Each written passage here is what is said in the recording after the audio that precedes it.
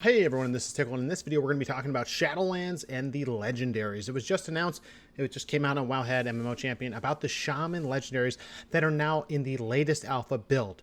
These are things that maybe we thought before they were just like tower abilities or anima abilities, and now we have confirmation that they are part of what could be, well, what is at least planned for shamans and the legendaries that are available. So we're going to go through those and we'll talk about how they maybe fit into the rotation as doing damage, because some of them are very interesting, especially when you think about how it could affect the rotation for DPSing in PvE and in PvP. So let's just jump right into it. So I'll be putting the link to this, I'll put the link to this Wowhead page in the description of this video. We're just going to go through it, and the way that legendaries are broken down, and I'm learning along with everyone else how it's going to be structured.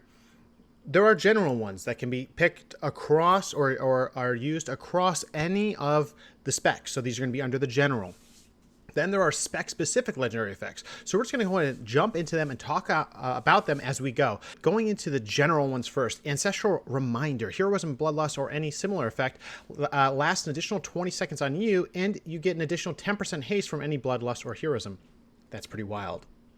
That is pretty wild. Oh, and there's inspiration from the helmet from previously. Now, this is interesting. Now, 20 seconds on me and 10% extra haste. If we look at Bloodlust over here, it gives you 30% haste for 40 seconds. Now you're getting it for you're getting it for a minute. That is actually a long time. That is quite a long time. And you get an extra 10% haste. So instead of 30% haste, you're going to get 40% haste for a minute? That's actually crazy. And if you think about it from PvP perspective, well, if you think about a PvE, that gives you a huge DPS window. This was something else that was on an enhanced Shaman Azurite trait, Ancestral Resonance, I think it was.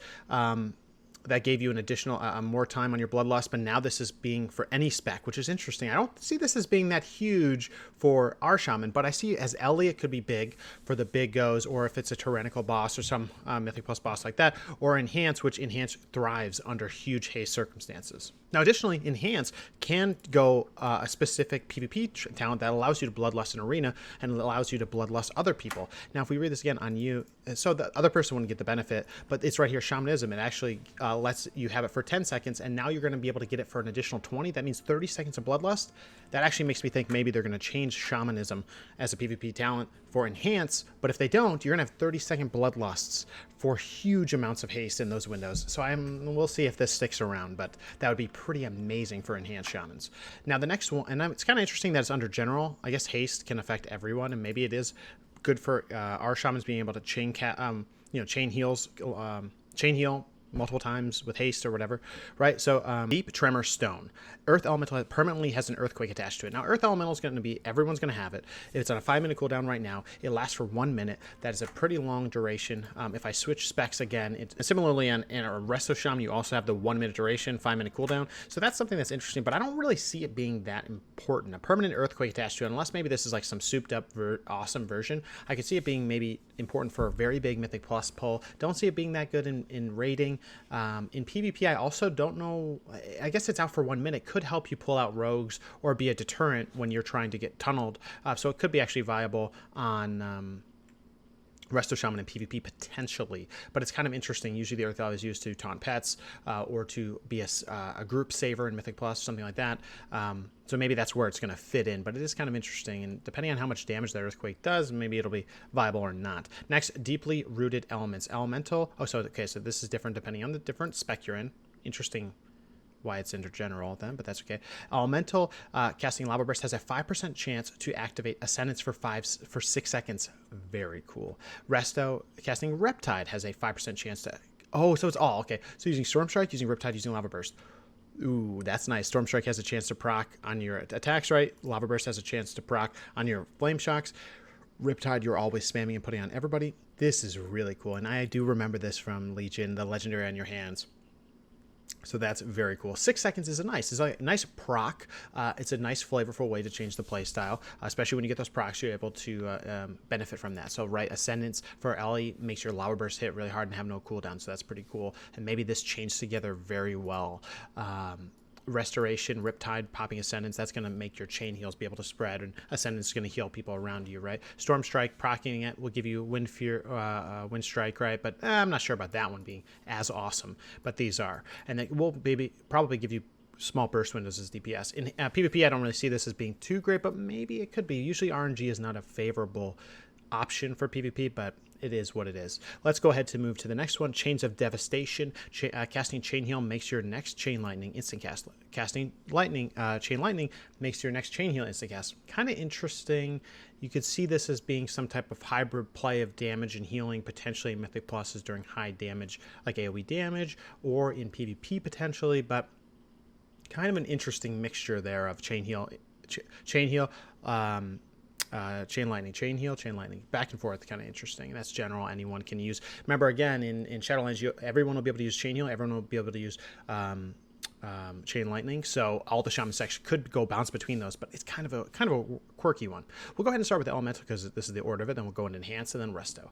First up for Elemental, Skybreaker's Fury Demise. Flame Shock damage over time, critical strikes reduce the cooldown of Storm Elemental, Fire Elemental by 1 second each. The Flame Shock has a 30% increased crit chance. That's awesome because Ellie's really liked crit.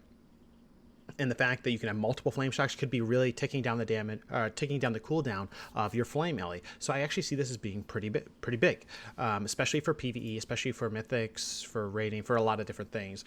Because flame Ellie does a ton of damage, and often in PvP is underestimated. So I actually see this as being a big one for PvP for the dampening playstyle. Obviously, not everyone loves that, but it is what it is. Next up is Elemental Equilibrium. Dealing direct fire damage increases the damage of your... Oh, this is the interesting one. This is the interesting one. And I will kind of test some of these out. So let's go back for a second to Skybreaker's Fury Demise, right? So if I go to here and I Flame Shock this target... I'm not even in the right spec, actually, but it's okay. You'll be able to see that I can put multiple Flame Shocks out. So when, when I get a crit here... or here, it'll both be ticking and reducing. There's one, so that would take 1 second off.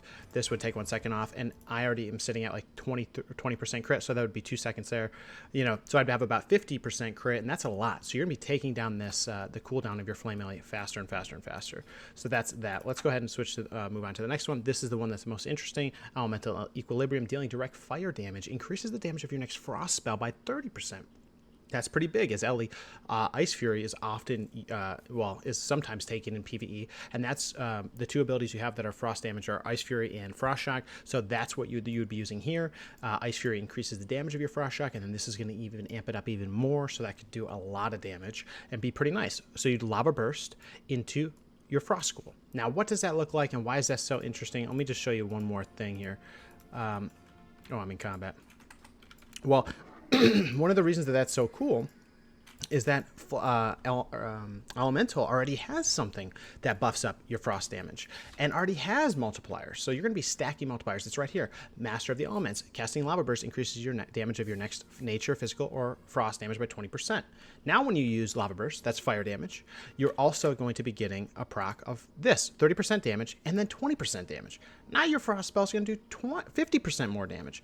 Ice Fury, you're stacking that as well. So you get a lot of multipliers. And then in PvP, if you use Sky Fury, you're going to get another 20% if you crit. So it's awesome. The other thing to remember is that Flame Shock is a fire skill. So, when I apply a Flame Shock, that's also going to give me a stack. So that means I'm going to be weaving in a Lava Burst, Flame Shocks into my Frost School, my Ice Furies, my Frost Shocks. Next up is dealing frost damage increases the damage of your next nature spell by 25%. That means after those Frost Shocks or that Ice Fury, that's when I'm going to use my Earth Shock with Fulmination stacks, or I'm going to use my Stormkeeper Lightning Bolts. That's going to amp that up, and that also is amped up by this 20%, but you'd have to use it right after your Lava Burst. So you have to Lava Burst, and that's going to give you 20%. That rolls into your Frost, giving that plus 50%. I guess you can't really use this into the Nature School and get that effect, so that's that. Dealing nature damage increases the damage of your next fire spell. So you're going to have this rotation of elements, and that is very cool for the playstyle, very cool for the rotation, and that's one of the reasons I like Ellie Shaman so much for DPSing, is you get to use the different schools of magic. You get to use fire, frost, nature. I mean, it's really cool, and that's one of the reasons I really like DPSing as Ellie. So this one, very interesting, very exciting. It kind of goes along the same lines as Natural Harmony, right? Which is an enhance, well, I guess an ally Azerite trait, where if you use a certain school, you get a certain bonus. Now it's just being specified as being damage. It's not just being a secondary stat, so that's cool. Echoes of the Great Sundering, when you consume 6 or more stacks of Fulmination with Earthshock, your next Earthquake will be instant and deal 6% increased damage. This is actually a big deal because potentially for Mythic Pluses, and here's why. When you in alpha, and I should probably maybe go on alpha because I do have access, but when you're doing, the way it works is in Shadowlands, you don't have Maelstrom anymore. The way you use or get more damage out of your Earthshocks is every lightning bolt you cast will give you 1 stack of Fulmination. Every time you get hit by a melee, you get a stack of Fulmination. So once that gets up to 8, that's where it caps off, and every time you Earthshock, it dumps those, and that's additional damage. Now, that is totally different than how you might be asking yourself, well, then how do you Earthquake? Well, you Earthquake by doing Chain Lightning. You Chain Lightning multiple targets. That gives you a stacking buff, decreasing the cast time of Earthquake by 20%. That goes up to 100%. You can instantly cast Earthquake. Or you can just hard cast Earthquake, but you don't want to do that anymore. They made some changes around that. So now what this does is it makes it so you can dump your single target damage to your lightning bolts and your Fulmination or Shock, and then you can switch over and do some damage through Earthquake. What this allows you to do is you could technically store up some Fulmination stacks so you could start your rotation with an Earthquake on multiple mobs. It's something that I think addresses the point with Ellie, where a lot of people are saying was Ellie, you could pull Maelstrom on a small pull, and then on a big pull, you could already start doing damage right away with Earthquakes and a lot of those other Earthquakes, or I guess Earthshock, right? This is kind of crisscrossing the single target stuff and the AoE Earthquakes and Chain Lightning stuff. I actually think this is probably good for Mythic Plus, etc.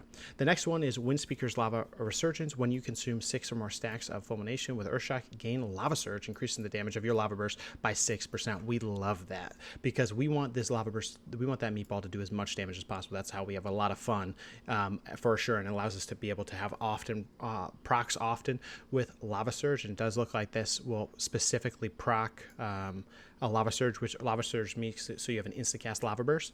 That's pretty cool. I like this a lot, and I like that it increases the damage of your Lava Burst because there are Azerite traits right now, Igneous Potential, that they specifically are increasing our Lava Burst damage, and even then our Lava Bursts aren't doing huge amounts of damage, right? So this is going to go away, so they need to ratchet up the damage of your Lava Burst. So I actually see this being really good for PvP, and probably for PvE as well. And the other thing to note here is how this could fit in, you know, with some of the other things we've talked about, right? There's a lot of stuff about, fire damage, buffing up your frost spell. Now this is going to increase your damage of your Lava Burst. I mean, now you got 6%, you got 20%. You get a lot of these multipliers going on, which is a little bit of a risky place to play because, as we know, in Battle for Azeroth, there was a lot of secondary stat buffs and passives that you were getting procced with and things over there.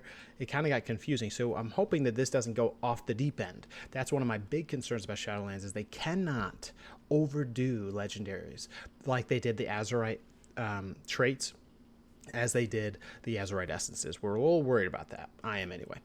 Now let's go ahead and jump into the next one. That was Ellie. And if you have any questions about this, or you want to see talk about this on stream, make sure to come by twitch.tv/Tiqqle this every day, except for Saturdays, 9 p.m. Eastern Standard Time. We're going to be doing some more alpha streams, especially because there's more dungeons and stuff out, and we'll keep her going. Next up, enhancement. So I'll go ahead and I'll switch over to enhance while we start this. Next is Doom Winds, which used to be the legendary ability from, the artifact weapon ability from Legion.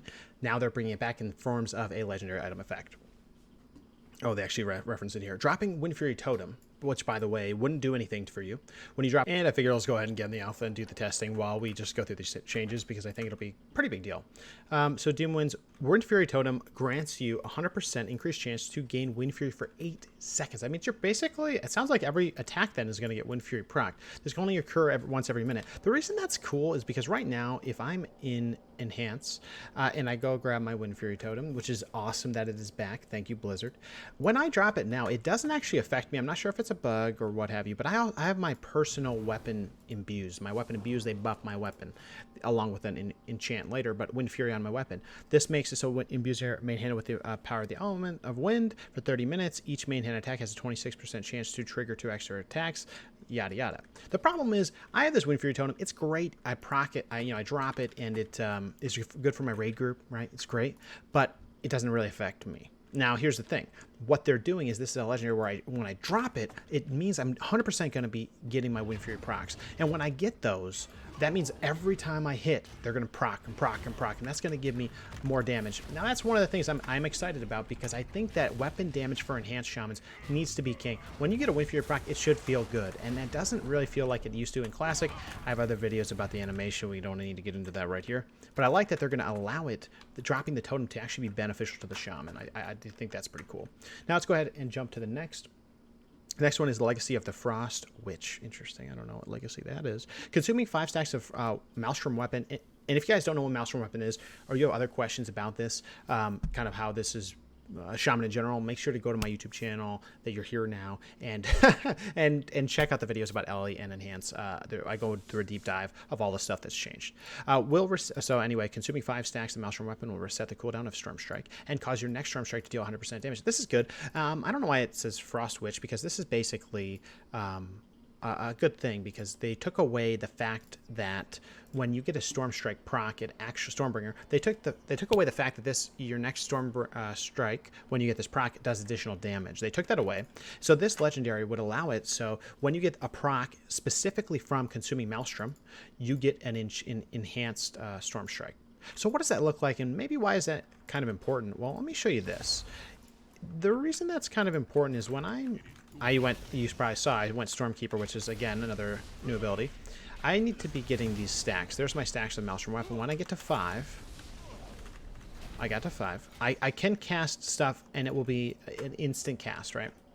I can cast a Lightning Bolt, it'll be instant. Or I can use Stormkeeper, and that'll be instant.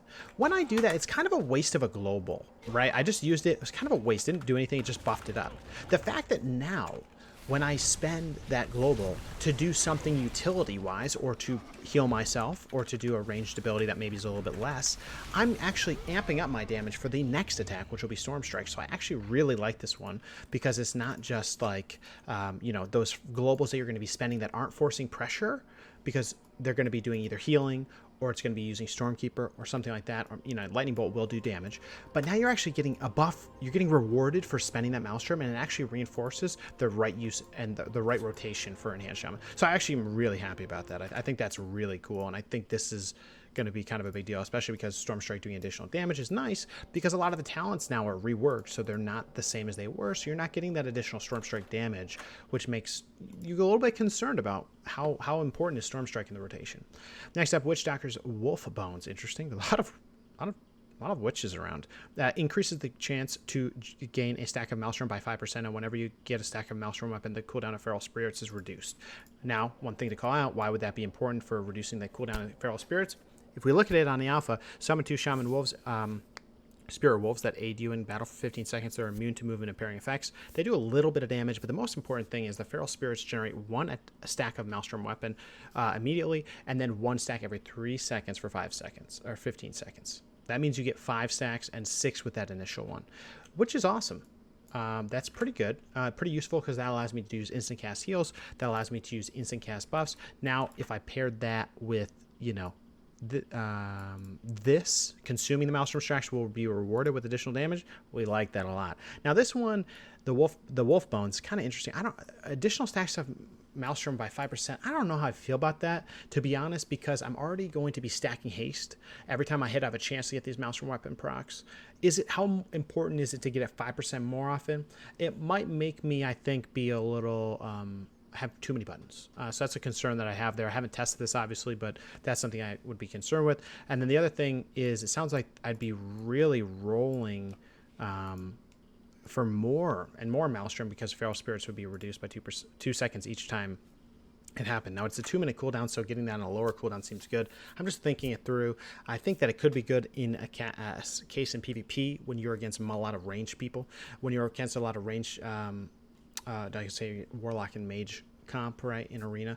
If you're able to get those Maelstrom strikes rolling more often, when you get close to them to melee them, it could allow you to do more self-healing or more ranged attacks because you'll be getting more Maelstrom weapons. But I'm not really sure about how you feel about this one. And let me know in the chat what you guys think. You guys probably will have some more creative ideas than I do on the spot. We'll move on to the next one. Primal Lava Actuators. I probably pronounced that wrong.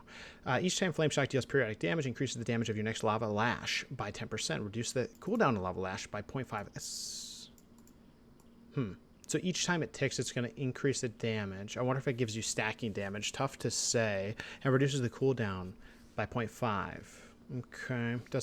It doesn't look like it stacks, but it looks like every time it ticks, the cooldown of Lava Lash will be reduced by 0.5. This is a big change in BFA, in Legion, right? Lava Lash had no cooldown. It was a spender of Maelstrom, and now there's no Maelstrom, and now it has a 10-second cooldown, so it's fully cooldown based. I think this may be okay, but to me, I don't know. It kind of seems a little odd to me. Lava Lash now increases the damage of your Flame Shock on its targets by 100%. But that doesn't increase Lava Lash. I'm not really sure how this fits in yet, because Lava Lash right now doesn't seem that amazing unless you go hot hand, but this isn't even amping the damage of it, so I'm not really sure how this fits in. Let me know down in the comments for sure. But I think these ones are pretty interesting. It seems really heavily focused on Maelstrom weapon though. This gives you additional damage, so I'm not really sure. I feel like I would like it to give me some type of defensive benefit. Like the offensive side of things, like making Maelstrom weapon happen more is okay, but to me, Enhanced Shamans have always been seen as squishy. We need something to make us seem bulkier or a little bit more utility. Now, this is going to give me some side healing, but I will be mana dependent on that. It's kind of interesting. What would I rather have? I would really rather have give me mobility, give me breaks of CC, give me some type of absorption shield, make it buff, where is it? Where is this? Lightning Shield. Make it interact with Lightning Shield. Something that gives it a little bit more than just buffs, right? I think that to me, would make things a little bit more interesting. Like, give me some type of shield or stacking buff, or something that helps my, my defensives. I think that would be a bigger deal to me, because that's what everyone always complains about as well. That might be coming down the line in the PvP talents. PvP talents haven't been modified that much, but that's just something for us to think about. Last but not least, Resto Shaman. I've been playing a lot of Resto Shaman lately, and I am very excited for some of the changes that they've done, specifically around Water Shield and some of the Earth Shield things, but let's go ahead and jump right into it.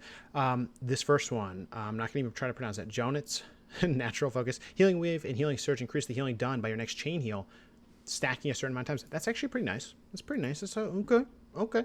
PvP, even chain heals becoming more and more important. It actually was brought into the fold here, kind of second half of this X-Pack. Spirit Walker's Untitled Totem, after using Mana Tide Totem, which is a new one. It's back. Let's go ahead and take a quick look at that so you all know. Mana Tide, here it is. This is brought back to the game, which is nice for Shaman too. It gives them the utility. Summons a Mana Tide Totem at the feet of the caster for 8 seconds, granting 100% increased mana regeneration to party and raid members within 15 yards. It's pretty cool. It's really cool. I'm happy they're giving some of this utility back. And Water Shield is just so cool. Anyway, so after using Mana Tide, the cast time of Healing Wave and Chain Healing is reduced by 50%. That's nice. The mana cost, of Chain Healing Wave is reduced. This is awesome. Very cool. Very cool. It makes it not only a mana back cooldown, but also a healing cooldown, where it doesn't just give everyone healing, it actually buffs me up and makes me feel good. I think that's the type of change I want to see Blizzard make in other areas too. Not only is it giving utility to the raid, not only does it make our Shaman more valuable to the group, this ability, but it's actually making it so that using that raid utility benefits me, the caster, and it makes it more fun for me to play the game. So very cool. And actually it encourages the correct gameplay, right? That's pretty cool. Next up, Primal Tide Core. Every 4 casts of Riptide applies a Riptide to another friendly target near your Riptide target. I like this a lot. I think it's really cool for raiding, riptiding, spreading those out on your 20-man raid. Very cool, especially this is a small benefit, but it's pretty nice. Now, the one thing I would ask is if you get 2 casts of Riptide, if you don't know our Shamans that much, when you use Riptide, it's here you go, Tidal Waves. Casting Chain Heal or Riptide reduces the cast time of your next Healing Wave by 20% or increases the crit chance of your next Healing Surge by 40%. Stacks up to 2. I wonder when you cast 4 Riptides out, right? I wonder when you give when that additional Riptide gets applied, I wonder if you get that Tidal Wave stack. I'm curious about that. We'll have to test that out once we can on the alpha, but pretty cool. This is just a quality of life kind of nice thing. Next up is Earthen Harmony. Earthen Shield is Earthen Shield healing is increased by 300% if your Earth Shield target is below 50%. This is what I'm talking about, Blizzard. We love the fact that you're making Earth Shield for our shamans critical and important. Back in Legion, you would never hit the target in PvP that has Earth Shield. In PvE, even Earth Shielding a tank should be significant. Right now, you just kind of flop it around or you don't take it.